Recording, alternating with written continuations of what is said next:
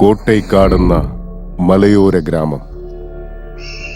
മലം പ്രദേശത്തുള്ള 11 ഗ്രാമങ്ങളിൽ ഉയരമുള്ള മലയ്ക്കടുത്തുള്ളതാണ് കോട്ടൈക്കാട്. എത്തിപ്പെടാൻ പറ്റാത്ത ഗ്രാമം. ആ ഗ്രാമത്തിലേക്ക് വഴിയറിയുന്നവർക്ക് മാത്രമേ പോകാൻ സാധിക്കൂ. ഇനി അഥവാ വഴിതെറ്റിപ്പോയാലും ചെന്നെത്തുന്ന സ്ഥലം കൂനിക്കാട്. ഭീകരമായ ഗർത്തങ്ങൾ, നിലയില്ലാ കയങ്ങൾ, പാറക്കെട്ടുകൾ, ഭീകരജീവികൾ, വിഷപ്രാണികൾ നിറഞ്ഞ നിബിഡമായ വനം. കൂനിക്കാട്ടിൽ എന്തൊക്കെയാണുള്ളതെന്ന് കാണാൻ ചെന്നവരും വഴിതെറ്റിപ്പോയവരും തിരിച്ചെത്തിയ ചരിത്രമേയില്ല. സർക്കാർ അപകട മേഖലയായി പരിഗണിച്ചിരിക്കുന്ന സ്ഥലമാണിത്. കോട്ടൈക്കാട് ഇതിന് സമീപമായതിനാൽ ഇതിനു ചുറ്റുമുള്ള ഗ്രാമങ്ങൾ പോലും കോട്ടൈക്കാടെന്ന് കേൾക്കുമ്പോൾ ആശങ്കയും ഭയവും മൂലം മുൻകരുതലോടെയാണ് ജീവിച്ചിരുന്നത്. മലയോര പ്രദേശത്തിലെ ഈ ഗ്രാമങ്ങളിൽ വൈദ്യുതി, ആശുപത്രി, പള്ളിക്കൂടം, കടകൾ തുടങ്ങിയ അവശ്യ സൗകര്യങ്ങളൊന്നും തന്നെ ഉണ്ടായിരുന്നില്ല. സ്വന്തം കുട്ടികളുടെ വിദ്യാഭ്യാസത്തിന് വേണ്ടി അവരെ പിരിഞ്ഞും മാസത്തിൽ ഒരു തവണ മലയടിവാരത്തിലേക്ക് ചെന്ന് ചന്തയിൽ നിന്ന് തങ്ങൾക്ക് വേണ്ട അവശ്യ വസ്തുക്കൾ വാങ്ങിയുമാണ് കഴിഞ്ഞിരുന്നത്. ഈ 11 ഗ്രാമങ്ങളും വേലനൂരിലുള്ള ഫോറസ്റ്റ് ഡിപ്പാർട്ട്മെന്റിന്റെ അധീനതയിലാണുള്ളത്.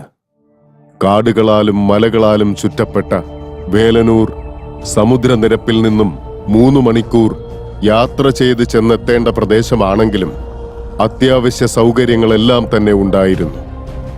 കോട്ടൈക്കാട് ഉൾപ്പെടെ 11 ഗ്രാമങ്ങളും തങ്ങൾക്ക് ആവശ്യമുള്ള വസ്തുക്കൾ വാങ്ങാൻ വേലനൂരിലേക്കാണ് വരേണ്ടിയിരുന്നത്.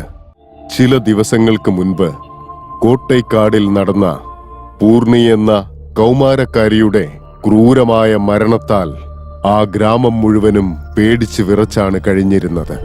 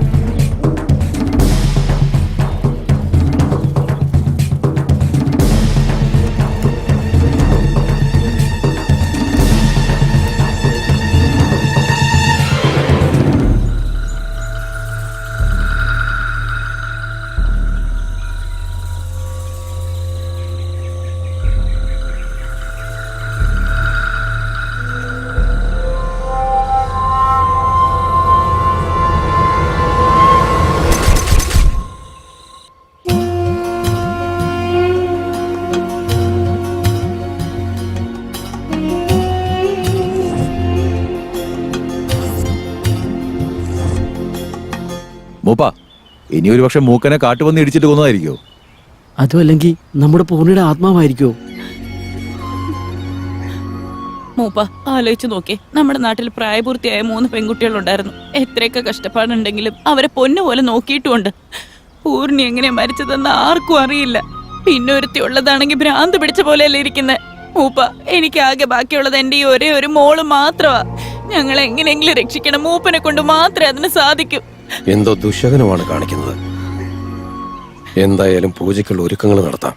മൂക്കം മരിച്ച കാര്യം എത്രയും പെട്ടെന്ന് തന്നെ ഫോറസ്റ്റുകാരെ അറിയിക്കണം. അതെ, കോട്ടക്കാട് മലയിലുള്ള നമ്മുടെ മൂക്കൻ ചത്തന്ന് ഫോറസ്റ്റുകാരോടൊന്ന് പറഞ്ഞേക്ക്.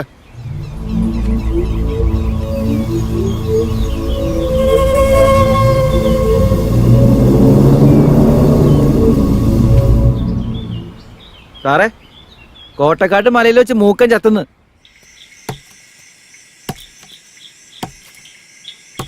ഡേ, നീ ഇവിടെ എന്ത് ചെയ്യാടി? കാട്ടീന്ന് മരം വെട്ടിക്കൊണ്ടുപോയാ എന്താ ശിക്ഷ എന്നറിയില്ലേ നിനക്ക്? നിനക്കറിയോ അറിയില്ലേ? എന്നോട് ക്ഷമിക്കണം സാറേ. വെടക്കലടി, എന്നെ വിട് സാറേ. നീ ഇങ്ങ് വാ. അറിയില്ലല്ലേ? ഇതിനോക്കെ ആണെങ്കി വിറകെടുത്തിട്ട് പോയിക്കോ. അല്ലെങ്കി ഫോറസ്റ്റ് ഓഫീസിലേക്ക് വാ, കേസ് എഴുതാം.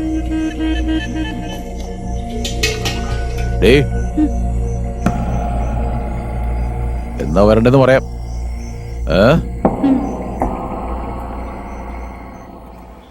വാർഡ് രാജേന്ദ്ര. സാർ, കോട്ടേക്കാട് മലയിലെ മൂക്കൻ ചത്തെന്ന്. നീ എന്തീ പറയുന്നത്? എങ്ങനെ? അതറിയില്ല, ഏതോ മൃഗം കൊന്നതാണെന്നാണ് വാർത്ത കിട്ടിയത്. എത്ര പറഞ്ഞാലും മനസ്സിലാക്കണ്ടാവില്ലല്ലോ. കൂനിക്കാടിന്റെ പരിസരത്ത് പോയിട്ടുണ്ടാവും, അതാ കാര്യം. കോട്ടയക്കാട് വിട്ട് പോകാൻ പറഞ്ഞ ഒരുത്തരം കേൾക്കില്ല. എല്ലാം അവിടെ കിടന്ന് ചാവുകയുള്ളൂ. എടോ, സകല സൗകര്യം ചെയ്തു കൊടുക്കാന്ന് പറഞ്ഞാൽ സമ്മതിക്കില്ല. ഇപ്പൊ അവന്മാര് തന്നെ എടുത്ത് അടക്കം നടത്തിയിട്ടുണ്ടാവും. ഇത് ചുമ്മാ ഫോർമാലിറ്റിക്ക് വേണ്ടി പറഞ്ഞാച്ചതാ. എടോ, താനെന്തിനെങ്കിലും ടെൻഷൻ അടിക്കുന്നത്? അല്ല, ഈ വേളന്നൂരിലെ ഫോറസ്റ്റ് ഓഫീസറായിട്ട് 7 വർഷമായി സാർ ഇവിടെ ഉണ്ട്. സാറിന് താഴെ 5 വർഷമായി ഞാൻ ഇവിടെ ഉണ്ട്. മലക്ക് മുകളിലായി 11 ഗ്രാമങ്ങളുണ്ട്. ആ ഗ്രാമങ്ങളിലായാലും കാടുകളിലായാലും ശരി, നമ്മൾ ഫേസ് ചെയ്യാത്ത ഒരു പ്രശ്നങ്ങളുമില്ല. പക്ഷെ ഇന്ന് മൂക്കൻ ചത്തത്, അതിലെന്തോ പ്രശ്നമുണ്ട്. അങ്ങനെ ഒരു പ്രശ്നമല്ലോ. നോക്കാം.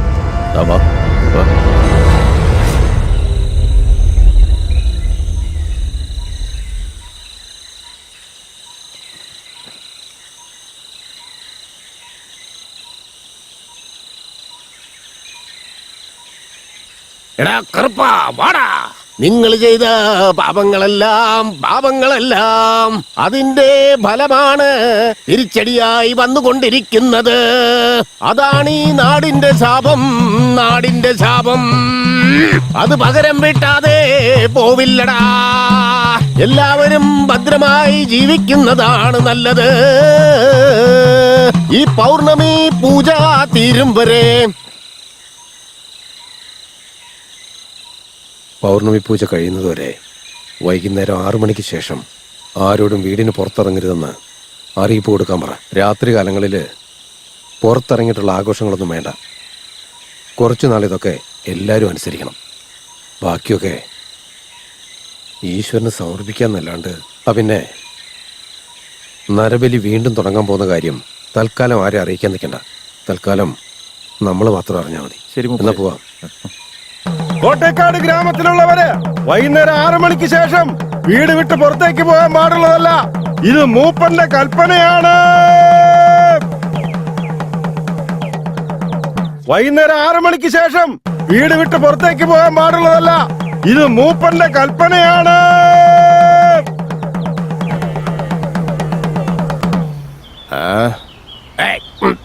അവിടെ നിൽക്കടാ.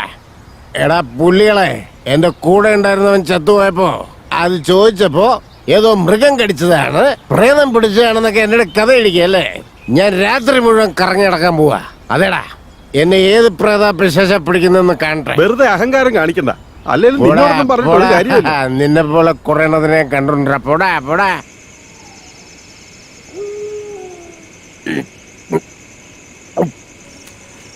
എവിടെ പോയാലും കൂടെ കൂട്ടിക്കൊണ്ട് പോകുന്നതായിരുന്നല്ലോടാ. അന്ന് മാത്രം കൂടെ കൂട്ടിയില്ല. എപ്പോഴും നീ എന്റെ കൂടെ ഉണ്ടാവുമായിരുന്നല്ലോടാ. പോയല്ലോടാ. ഇവിടെയല്ലടാ നീ മരിച്ചു കിടന്നെന്ന് പറഞ്ഞത്.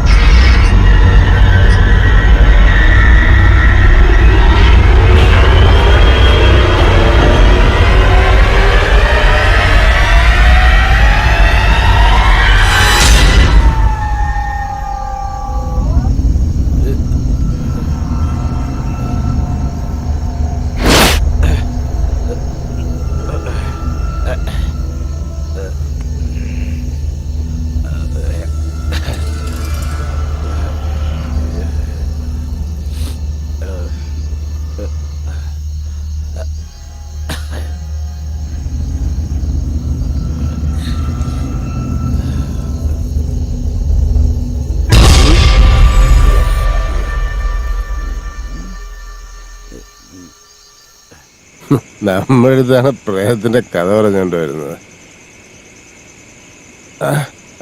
സാധനം തീർന്നു പോയല്ലോ.